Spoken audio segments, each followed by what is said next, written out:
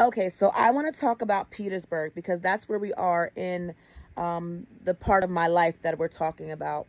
So we lived in Petersburg. After we left Richmond, Virginia, my cousins had left. He had cheated on me, to my knowledge, 3 times. His friend was living with us, who ended up moving out as well.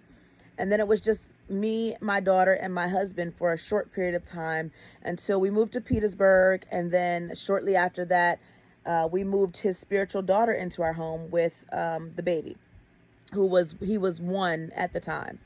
So, before she moved in, right before she moved in, my husband and I, we were trying to fix our marriage. We were going to marriage counseling.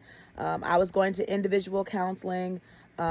We were also doing counseling with our pastor at that time, she was very, very wonderful with us. And people were being very patient with us, even though, it was very embarrassing. A lot of the things that my husband was doing, he would go to church and, put on a whole emotional show every Sunday.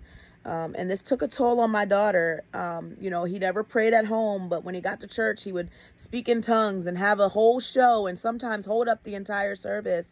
And I'm saying this because, when you are a Christian family, and your children don't see you exemplifying Christ at home, and they see you fighting at home, but then they see you praising God in church on Sunday, that becomes confusing. And it becomes, this is why we have atheist children. This is why we have children that turn away from God completely and want nothing to do with the God that you're talking about. Because why would the God that you're talking about allow me to live in hell, but only allow you to worship him on Sundays? And you don't even, all the stuff that you're talking about, you don't live. Think about that.